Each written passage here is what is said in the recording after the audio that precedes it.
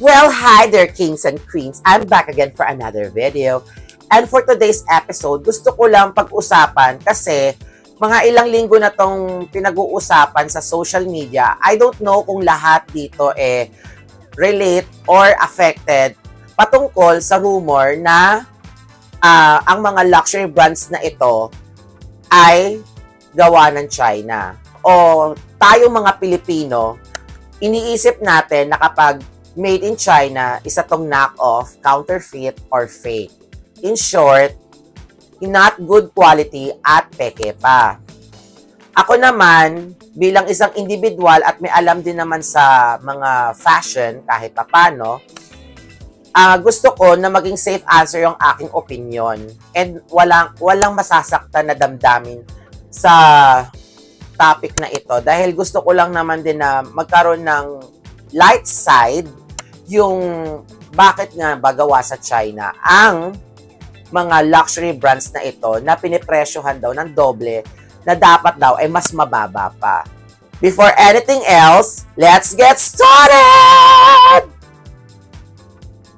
Bakit nga ba ang mga luxury brands na ito pinipresyohan nila ang kanilang mga produkto ng doble o triple samantalang made in China naman? Umpisahan natin ang kwento sa Holy Trinity of bags, which are Chanel, Hermes, at Louis Vuitton. Louis Vuitton, founded in 1854 at nakilala sila sa paggawa ng mga trunks o yung para mga malalaking mga kahon na matigas na lalagyanan ng mga kagamitan na kung halimbawa magta-travel ka or lilipat ka ng bahay, doon mo ilalagay yung mga bagay na gusto mong ilagay tulad ng libro or mga babasagin, etc. etc. Tapos nagkaroon din sila ng hat bag, yung lalagyanan ng sombrero. At ang kauna-unahang bag ng Louis Vuitton is Alma. Yung Alma na yon, sa pagkakatanda ko, yun ang kauna-unahang handbag ni Coco Chanel.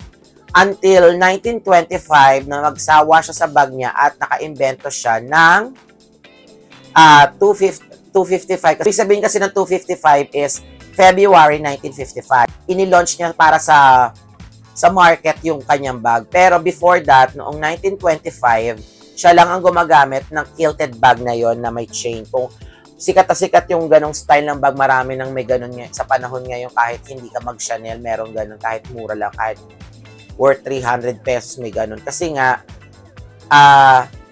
yun ang bag ng Chanel na na-invento ng ganung shape. Kasi before, in the old world, ang mga bags is sobrang liliit lang, parang clutch, na halos wala ka nang mailagay o kailangan miniature lang din yung ilalagay mo. Until na na-invento ni Coco Chanel ang 255 na mas malaki, kayang maglagay ng mga letters, mga love letters niya at kung ano-ano pang gamit niya. At hindi mapapagod yung kamay niya kasi shoulder strap na made of chain. And before, ang mga bag ng Chanel is made of 18 karat gold until 2008. Ngayon, yung Louis Vuitton naman, speedy bag na famous din ngayon. Kahit anong brand yata may ganong shape ng bag sa ngayong panahon na to. Pero dati, sila lang ang nakaimbento ng ganong klase ng bag. And ang Hermes naman, nakilala sa Birkin na ay pinangalan kay Jane Birkin. At sila lang din yung nakaimbento ng ganong bag na parang steamer. Kasi para siyang maliit na version ng lalagyanan ng mga labada or ropero. Yon. So, kaya sila tinawag na Holy Trinity kasi sila lang yung nakaimbento ng ganon. Kung mas mataas ang value ng Louis Vuitton, ng Chanel at Hermes, it's because of the legacy, the history, and the invention. Yun yung masasabi kong tatlo na merong katangian ang Holy Trinity na yan. Kaya sila mahal. At ginaya na lang sila ng mga sumunod na designer until today. Now, kung gawa sa China ang mga luxury brands na ito, actually hindi lang naman ang Holy Trinity daw ang na ginagawa ng China, kundi may iba pa tulad ng Gucci, ng Prada, etc. Ganito lang yan. Kung lahat iaasa natin sa made in France at malaki ang demand ng Europe, tulad sa Europe, maraming spender or bumibili ng mga produkto ng mga luxury brands na ito. And kapag dating naman sa Asia, Chinese ang pinakamadaming consumers, daig niya pa ang Amerika. Ngayon, hindi kakayanin ito na sa France lang gagawin kung yung tannery nila. Kasi tannery yung tawag sa gawaan ng mga bags at mga footwears na leather. Ngayon, kailangan nila ng China for mass production. But still, kahit China ang product na ito, original pa rin ang concept at yung paggawa, tama ba? Or chemistry ng mga leathers and hardwares ng isang bag. Hindi ibig sabihin na mababa ang quality nito kapag made in China. Or any Apple products na gadgets, gawa na rin ng China yan. Kasi sa China, mababa ang labor. Kaya maraming factory sa China and China is malaki. And isa pa, ang bumibili madalas ng mga luxury brands na to is mga Chinese. Tulad ng mga nasa Singapore, Taiwan, Hong Kong, mainland China, Australia, even America. Sila ang pinakamaraming bilang ng mga race na bumibili ng mga luxury brands na ito. So, bakit ba tayo parang nanggagalaiti sa mga luxury brands na to kung gawang China to? Samantalang kalahati o sobra sa kalahati ng porsyento ng mga lahat ng produkto na nabibili natin is gawa naman ng China. 'Di ba? Hindi, yun nga lang, syempre, doon tayo sa original, original, halimbawa, original na Louis Vuitton. Kahit made in China yon, original na Louis Vuitton yon. Kung ano yung craftsmanship nun, yun pa rin yung ginagawa ng China. Hindi siya yung katulad ng fake na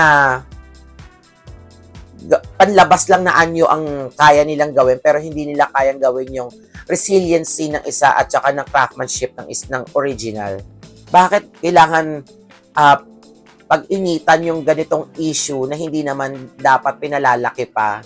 Kahit sabihin mong may problema ang China at ang Amerika, hindi naman kasi American brand ang Louis Vuitton, Hermes, and Chanel. Pinag-uusapan ng ganyan. Hindi naman bumibili yung mga karamihan sa mga Pilipino ng Louis Vuitton o ng Chanel, 'di ba? Kasi napakamahal and yet hindi naman tayo ganung kayayaman para bumili ng mga luxury brands na ultra luxury to, 'di ba? Iilan lang makakabili sa atin nito. Siguro 30% lang sa 100%. So, yun yung aking opinion. Sana naliwanagan kayo na hindi porket gawang China is counterfeit. At maganda pa rin ang quality ng Louis Vuitton kahit na gawa ng China yon dahil hindi kaya ng demand ng mga consumers kung sa France lang gagawin. Pumunta naman tayo sa second topic ng ating vlog for today. Actually, yung thumbnail ng vlog na ito is ito talaga yung pinaka main course ng ating episode for today. So, kung parang nanghihinayang kayo or tama ba? Parang nanghihinayang kayo dahil sa ang Louis Vuitton gawa na lang ng China. Well, sa mga local brands natin, hindi kayo madidisappoint kasi talagang proudly made Pinoy. Hindi lang naman ang branch nito all over the Philippines. Tapos, syempre, mas maliit lang yung kanilang tannery and bilang nila ang kanilang mga consumers dito. Kasama na yung mga Chinese and Koreans na bumibili sa brand na ito. Ito yung ating MK101 again, and this is the Fino bags. So, Fino leatherware bags. Matagal na sa akin tong bag na to, 2018 pa or 2018, yes. Nagandahan ako dito kasi ang lalaki ng kanyang pebbled na texture, tapos may bulge siya sa gilid. Ayan, may bulge. Yun nga lang, ayoko sa bag na to, kapag mabigat yung laman, talagang gumaganyan siya, yung flap niya, umaalsa. And since then, di ko pa siya nagamit ulit after ilang years na, 7 years, 8 years, yung mga ganon. So, ito yung bag. Ang ganda, diba? Napaka-buttery ng kanyang leather. Yan. And all blue, pati yung kanyang lining sa loob. And, masasabi ko sa bag na to, this is, Instagrammable for me, ha?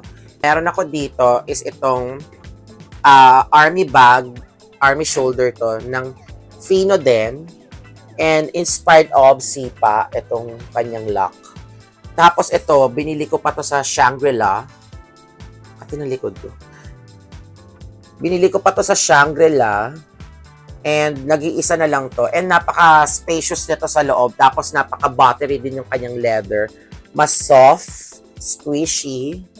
And ngayon, ang laman ng bag na to is fur. Pakita ko na lang din para makita yung beauty. Ayan, ito yung fur. Fur ko talaga yan. Shawl ko yan. So, nakalagay lang yan dyan. Ayan, ganda diba? And until now, ang bango-bango pa rin ng leather na to. Kaya, gustong-gusto ko siya. Pati yung color niya.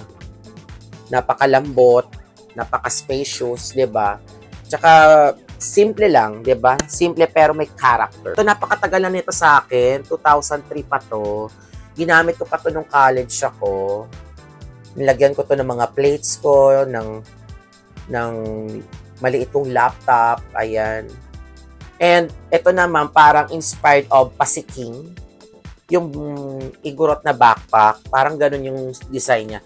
Kasi ito, parang sipa. Yung sa lock niya, tapos may tassel. Ito naman, parang Pasiking. Diba, very Pinoy na Pinoy yung dating ng mga bags ng Fino kasi yun tayo kaso nga lang hindi lahat nakaka-appreciate. I don't know why, pero maganda naman siya, diba? Very classy. Yun nga lang, medyo nagbibiyak-biyak na yung leather niya sa tagal. Yes, ayan. So pero it's still, ang ganda pa rin ng leather niya, tsaka talagang baka yung ginamit sa leather na to. Ang pangatlong bag na meron ako is itong Sipa. Malaki na siyang Sipa. As in, siya na yung buong bag na Sipa. Ayan yung kanyang opening. Sipa na bag. Parang inspired ng laro na Sipa na pinag-braid na braid na leather.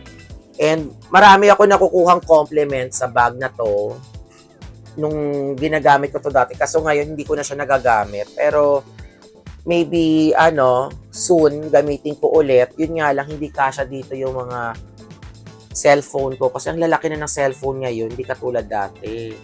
Yun lang yung naging problema ko dito. Siguro pwede itong pang-evening, na may lakad, ganyan. And hindi mo naman kailangan itago yung phone mo kasi you need to capture every single moment. 3 Vinta. Kasi itong bag na to, etong collection na to tinatawag na Vinta, inspired ng Vinta boat sa Zamboanga. And I have 3 na ganito, yung isa mukhang pillow, kaso nga lang wala siya sa akin ngayon, may humiram. And sana ibalikin na. Ayan. So, ayan. Ito, parang clutch to na, tama, clutch.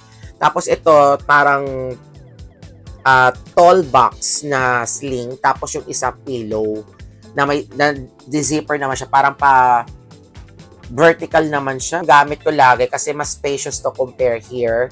Ito siguro mas limited lang yung ilalagay ko din pag may night out lang, like the Sipa. And ito naman yung pang everyday ko kasi kasya dito 2 phone, kasya dito yung Anbernix, and kung nasa akin na yung Switch na switch light, mukhang kasya naman dito. Kasya naman siya lahat and mabigat siya.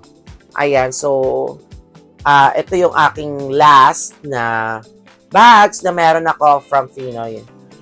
The clutch, the tall box, and then the pillow. So, yun lang yung aking vlog for today. So, sana nag-enjoy kayo kahit papano. Medyo boring lang ako ngayong araw na to kasi wala pa akong tulog. But, at least, malusog tayo and happy sa buhay. So, I hope na nag-enjoy kayo sa aking video. By the way, I am Tita Barbara. And if you're new in my channel, well, hi, hello, welcome. Don't forget to like, subscribe, and hit the notification bell down below. I hope to see you soon again. Bye.